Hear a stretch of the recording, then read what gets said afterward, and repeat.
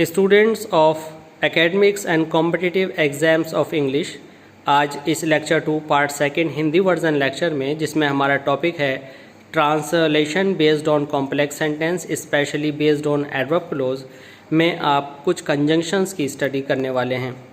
Students, part 1 में आपने adverb close of time और दूसरे पॉइंट्स पर स्टडी किया। अब हम एक बार फिर एडवर्ब क्लोज ऑफ टाइम के कुछ कंजंक्शंस लेकर आपके सामने हैं और दूसरा हम स्टडी करेंगे एडवर्ब क्लोज ऑफ प्लेस को लेकर। तो स्टूडेंट्स, आइए शुरू करते हैं। एडवर्ब क्लोज ऑफ टाइम के अंतर्गत हमने स्टडी की थी अपने पार्ट 1 लेक्चर में कि हमने आफ्टर, बिफोर और वो सारे कंजंक्शंस इसके अंदर यूज़ किए थे जो कि क्विक एक्शन से रिलेटेड होते हैं, और पार्ट बी में वो सारे कंजंक्शंस यूज़ किए थे जो डिलेड एक्शन बेस्ड होते हैं। आज हम जो ट्रांसलेशन सीखने जा रहे हैं ये adverb close of time based conjunctions हैं और इसमें ड्यूरेशन शोइंग कंजंक्शंस हैं जो कि टाइम से ही रिलेटेड हैं। आइए देखते हैं पहला कंजंक्शन एज लॉन्ग एज। ये 3 वर्ड्स का ग्रुप है। एज लॉन्ग एज उस जगह पर यूज़ होता है जब आपका कोई एक वर्क ऑलरेडी चल रहा हो, चाहे आपने इसे कंटिन्यूअस में लिखा है या नहीं वो एक अलग बात है, और उसी दौरान उसके पैरेलल कोई दूसरा वर्क चल रहा हो।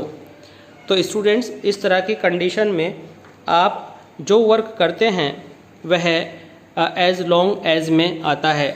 मान लीजिए कि आपका एक वर्क कंटिन्यू चल रहा है और उसी के साथ साथ उसी के ड्यूरेशन में कोई दूसरा वर्क भी चलना है, तो वहाँ पर एज लॉन्ग एज लगाया जाता है। जब तक मैं पढ़ाऊँ तो ये मान लीजिए कि मैं लगातार आपको पढ़ा रहा हूँ और आप यहाँ ठहरे रहेंगे और आप जो है यहाँ पर रुके रहेंगे, तो मेरा पढ़ाना और आपका रुका रहना दोनों एक साथ होगा। तो यहाँ पर तक का मतलब है कि पहले काम होने के ड्यूरेशन की एंडिंग तक आप अपने वर्क को मेंटेन रहेंगे। इट मीन्स 2 वर्क पैरेलल चलेंगे, समांतर चलेंगे। तो आप लिखेंगे you will stay as long as I teach. Students, इसके अंदर एक इम्पॉर्टेंट बात ये समझने की है कि एज लॉन्ग एज के साथ कभी भी फ्यूचर टेंस आप यूज़ नहीं करते, फ्यूचर की जगह प्रेजेंट इंडेफिनिट यूज़ करते हैं।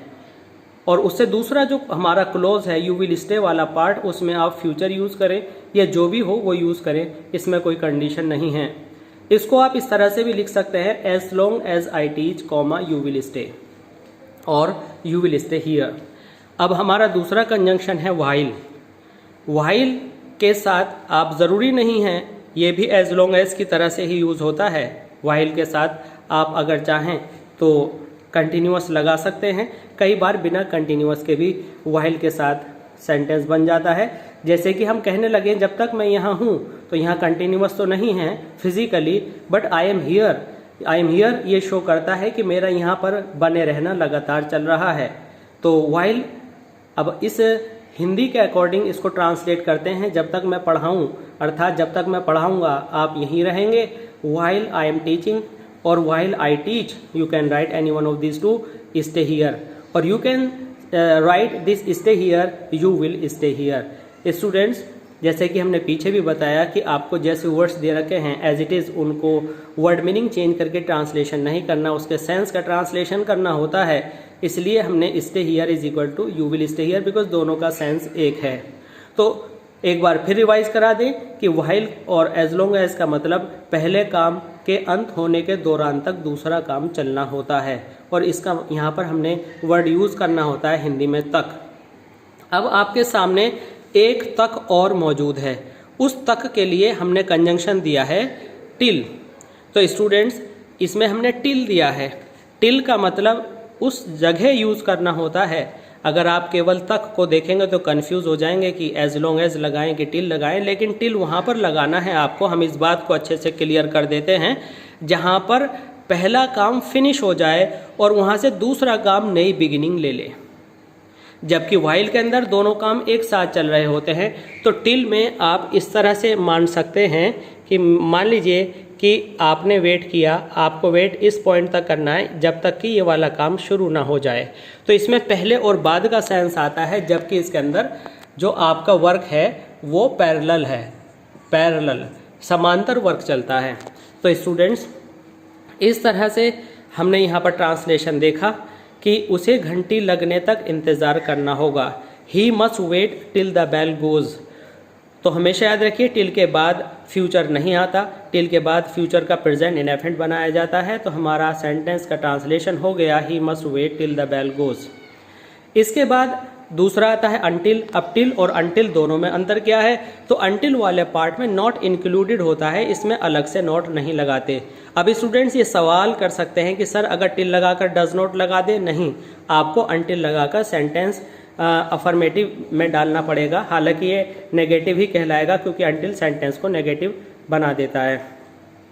Please don't go until the guest come. जब तक मेहमान न आ जाएं, यानी आप यहाँ रुकेंगे और जैसे ही मेहमान आएंगे आप फ्री हो जाएंगे अपने काम को करने के लिए, तो अगले एक्शन का स्टार्टिंग पॉइंट तक आपको पहला काम मेंटेन करना होता है। तो please don't go until the guest come, आप इसको ऐसे भी लिख सकते हैं until the guest come please don't go, या डोंट गो प्लीज़। इसके बाद स्टूडेंट्स हमारा एक दूसरा अहम पार्ट ऑफ एडवर्ब यहाँ से शुरू होता है और यह है adverb of place. Adverb of place ये वेयर कहाँ का आंसर देता है, जहाँ। अब यहाँ पर हमारे स्टूडेंट्स ये जानना चाहेंगे कि सर वेयर भी कहाँ के लिए यूज़ होता है और वेयर ही जहाँ के लिए भी यूज़ होता है, तो हमें ये कैसे पता चले कि ये वेयर जहाँ का है या कहाँ का है? तो स्टूडेंट्स ये जान लीजिए, जब आप कोई सवाल करते हैं, जब आप कोई क्वेश्चन करते हैं, तो वेयर के बाद आप अगर हेल्पिंग वर्ब लगाकर सब्जेक्ट लगाते हैं तो निश्चित रूप से आप सवाल कर रहे हैं।